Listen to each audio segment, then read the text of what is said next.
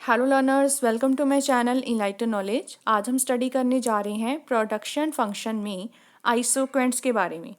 अब यहाँ पर आइसोक्वेंट्स ऑफ अ परफेक्ट सब्स्टिट्यूट और परफेक्ट कॉम्प्लीमेंट्स की बात की जाएगी, क्योंकि आपका आइसोक्वेंट जो मैंने टॉपिक आपका कवर किया हुआ है उसमें सिंपल आइसोक्वेंट मतलब जो कन्वेक्स बनते हैं to the point of origin. लेकिन ये कुछ एक्सेप्शनल केसेस भी होते हैं जहाँ पर आपकी आइसोक्वेंट कन्वेक्स नहीं बनते हैं, तो इसको स्टडी करना बहुत ज़रूरी हो जाता है। वीडियो शुरू करने से पहले आपको बता देती हूँ, आप मेरे टेलीग्राम चैनल ज्वाइन कर सकते हैं। वहाँ पर हर एक वीडियो की आपको पीडीएफ फाइल मिल जाएगी। साथ ही मेरे फेसबुक पेज को भी लाइक कर दीजिएगा, लिंक आपको डिस्क्रिप्शन बॉक्स में मिल जाएगा। अब बात करते हैं दो इसके जो एक्सेप्शनल केसेस होते हैं। हमने पढ़ा है कि जो आपकी आइसोक्वेंट बनती है वो कन्वेक्स बनती है। तो इसमें क्या होगा, one is the case of factors which are perfect substitute. एक ऐसा केस है एक्सेप्शनल केस जो कि परफेक्ट सब्स्टिट्यूट वाला पढ़ने जा रहे हैं कि फैक्टर्स जो होंगे वो क्या होंगे, एक दूसरे के परफेक्ट सब्स। यहाँ पर आपको फैक्टर्स ही लिखना है, क्योंकि जो आपकी आइसोक्वेंट होती है वो प्रोडक्शन फंक्शन की है। जो आपका अगर गुड्स की बात करें तो वहाँ पर हम लोग इंडिफरेंस कर्व को बनाते थे, जहाँ पर ए गुड वाई गुड तो ऐसे लेकर चलते थे। यहाँ पर आपको ए फैक्टर वाई फैक्टर ऐसे लेकर चलना है, मतलब फैक्टर्स ऑफ प्रोडक्शन को लेकर चलना है।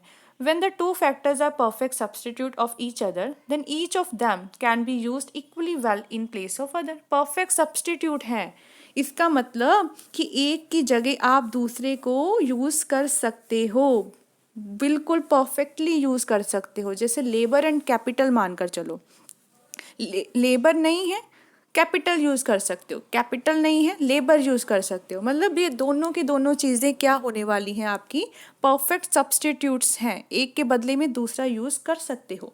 For all intents and purposes they can be regarded as the same factor, मतलब उसको सेम फैक्टर ही मानकर चलो। लेबर कैपिटल अगर हम लोग यहाँ पे अगर ले रहे हैं तो उनको सेम मानकर चलो, क्योंकि ये दोनों के दोनों एक दूसरे के परफेक्ट क्या है, सब्स्टिट्यूट हैं। ये हम मानकर चल रहे हैं कि परफेक्ट सब्स्टिट्यूट वैसे कोई भी आइटम्स या कोई भी फैक्टर्स ऑफ प्रोडक्शन हो सकते हैं।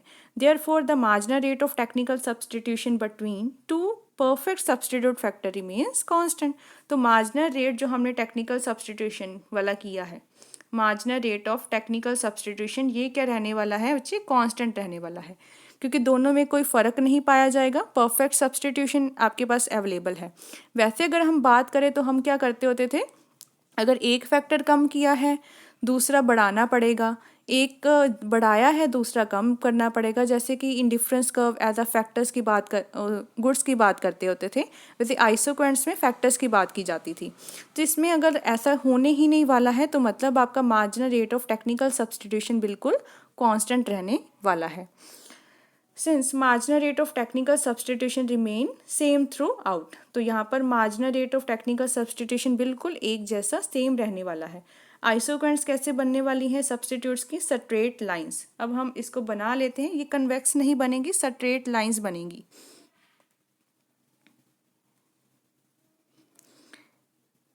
ये हमारा एक्स फैक्टर है, ये हमारा वाई फैक्टर है, तो हम फैक्टर्स को लेकर ही चलेंगे। इसमें अब आइसोक्वेंट्स कैसे बनेंगी, ऐसी स्ट्रेट लाइंस। ये आपकी आइसोक्वेंट 1, आइसोक्वेंट 2, कितनी भी आप लोग बना सकते हो, आइसोक्वेंट 3। अब इसका क्या मतलब होता है, अगर यहाँ पे हम लोग फैक्टर x लेकर चलते हैं इस पॉइंट पे, ये आपका x फैक्टर है, ये आपका y फैक्टर है, तो मतलब क्या है, किसी भी पॉइंट पर अगर हम लोग जाते हैं, किसी भी पॉइंट पर जाते हैं तो x जो होगा ये आपका x1 बन गया, ये आपका y1 बन गया।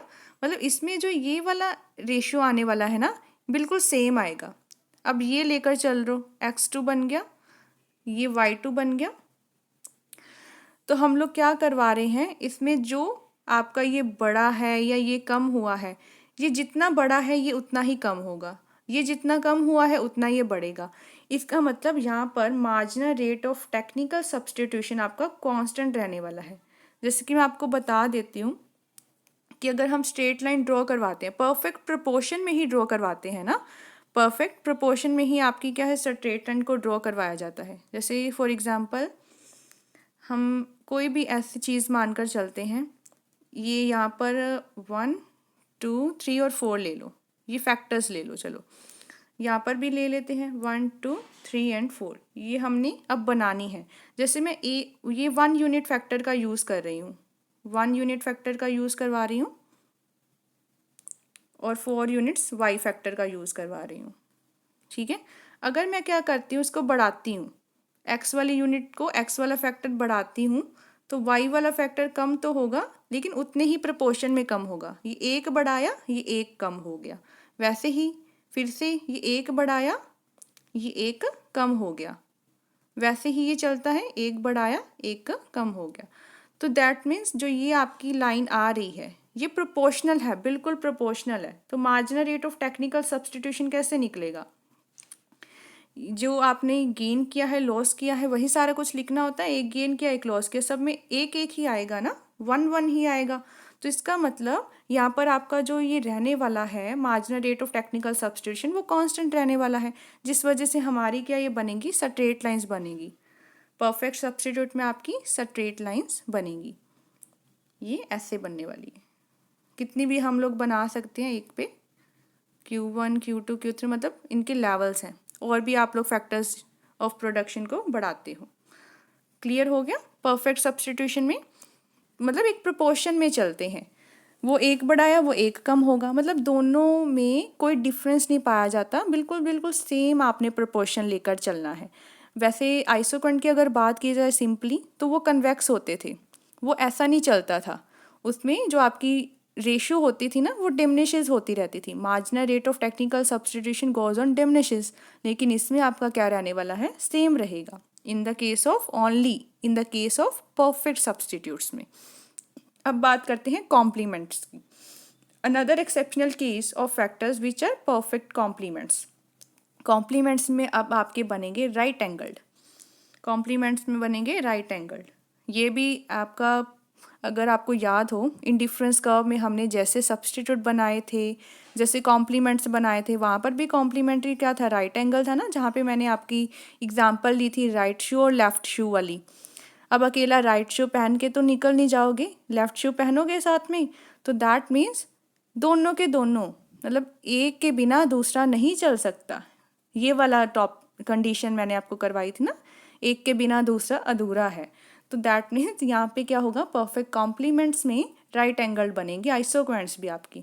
The perfect complementary factors are those which are jointly used for production in a fixed proportion. तो एक दूसरे के साथ में बिल्कुल जुड़े होते हैं, फिक्स्ड प्रोपोर्शन में ही चलते हैं। आगे हम लोग फिगर को इसको डिस्कस करेंगे, थोड़ा सा मैं आपको यहाँ पर बता देती हूँ। ओ ए फैक्टर, मतलब ओ ए यूनिट्स आपने लिए हैं फैक्टर एक्स के, ओ भी लिए हैं अगर वाई के, तो वो दोनों के दोनों क्या है, यूज़ होंगे प्रोड्यूस करवाने के लिए कुछ आउटपुट, जो कि हमने आइसोकॉन्ट Q1 ले लिया। अगर हम लोग इंक्रीज करवा दें एक फैक्टर में लेकिन दूसरे को उतना ही रखें, तो आपका बिल्कुल कुछ यील्ड नहीं होगा, आउटपुट आपकी प्रोड्यूस ही नहीं हो पाएगी। तो जितना आप क्या है एक्स फैक्टर को बढ़ाओगे, उतना ही वाई फैक्टर को भी बढ़ाना पड़ेगा उस आउटपुट को लेने के लिए, सेम मतलब उसको आइसोक्वेंट को बनाने के लिए। That is why the isoquant आपका राइट एंगल बनता है, ठीक है, at the combination consisting of a given proportion of two factors. आगे आपको मैं बनाकर दिखा दूंगी कि कैसे आपने इसको बनाना है। कंसिडर करो isoquant where output Q1 can be produced by combination. अब यहाँ पर आगे आपकी कर्व कि यहाँ पे राइट एंगल कैसे बनेंगे। ये आपका फैक्टर x ले लिया, यहाँ पर फैक्टर y को ले लिया। अब हम क्या करते हैं, कहते अगर कंसीडर करो isoquant where output Q1 can be produced by the combination H consisting of OA amount of factor x and OB amount of factor y। हमने क्या लिया, यहाँ पे OA फैक्टर ले लिया, मतलब x का, OA आपका कितना यूनिट ले रहे हो x का, और OB ले लिया आपने किसका, y का। तो अगर हम लोग अकेला OA ही लेकर चलेंगे, सिंपली बात कर रही हूँ, अगर अकेला क्या है OA ही लेकर चलेंगे, तो ऐसे बनेगी आपकी कर्व,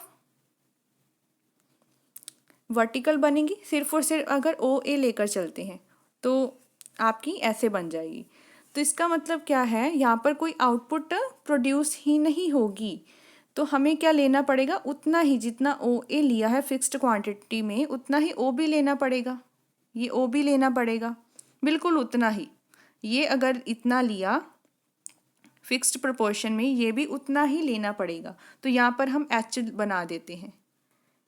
यहाँ पर आने के लिए आपने ओ ए फैक्टर लिया है, ओ ए अमाउंट लिया है एक्स फैक्टर का, ओ बी अमाउंट लिया है वाई का। If now the amount of factor X is increase beyond O A, अगर हम लोग अब क्या करते हैं, यहाँ पर फिर कुछ पॉइंट ले लेते हैं, आर पॉइंट ले लेते हैं। अगर ओ ए से भी बियॉन्ड आप क्या करते हो, इंक्रीज करवाते हो फैक्टर एक्स को, लेकिन आपने वाई को उतना ही रखा है। Hence the lower portion of isoquant is a horizontal straight line. तो लोअर पोर्शन जो आपका आइसोक्वेंट का बनेगा, मतलब यही बनेगा आइसोक्वेंट। तो यहाँ पे हम लोग अकेला ये फैक्टर ले रहे हैं, वाई का तो कोई फैक्टर ही नहीं लिया।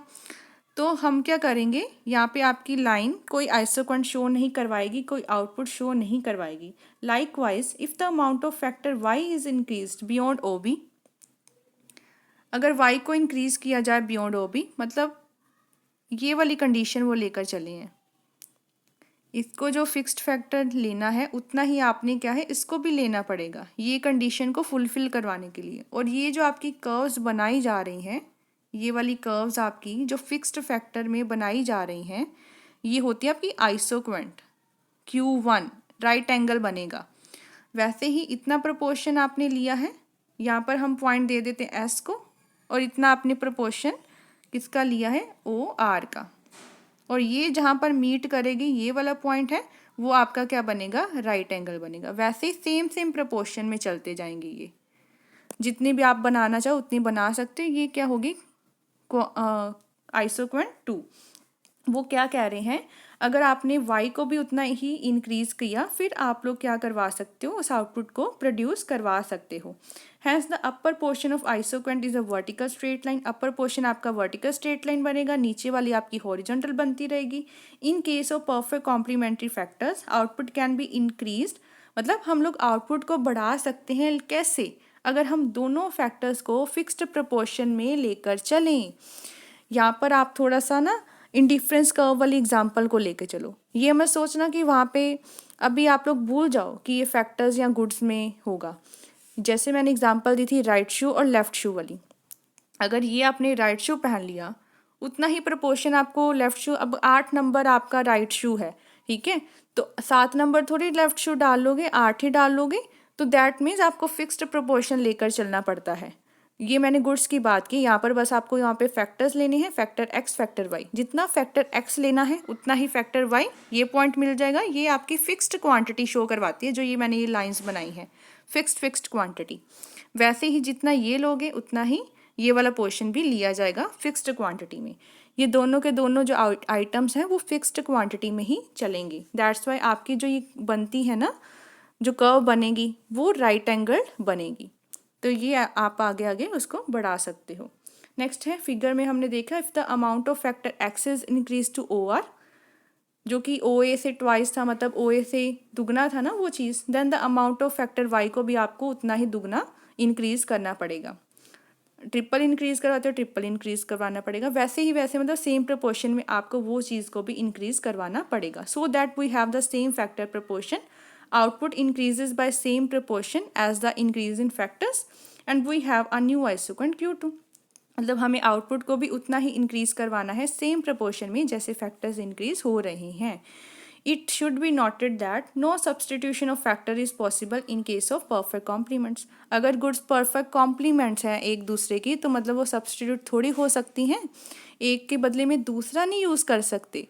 इसमें परफेक्ट सब्सटीट्यूट में क्या होता था, एक के बदले में दूसरा बिल्कुल यूज़ कर सकते हो, बिल्कुल सेम प्रोपोर्शन में वो चलते हैं। लेकिन कॉम्प्लीमेंट्स में क्या होता है, एक के बिना दूसरा अधूरा है ना, तो एक लोगे दूसरा लेना ही पड़ेगा, वो भी फिक्स्ड क्वांटिटी में। सो परफेक्ट कॉम्प्लीमेंट्स में आपका परफेक्ट सब्सटीट्यूट आइटम इंक्लूड नहीं हो सकता, और परफेक्ट सब्सटीट्यूट्स में परफेक्ट कॉम्प्लीमेंट इंक्लूड नहीं हो सकता। दोनों के दोनों क्या है, डिफरेंट है।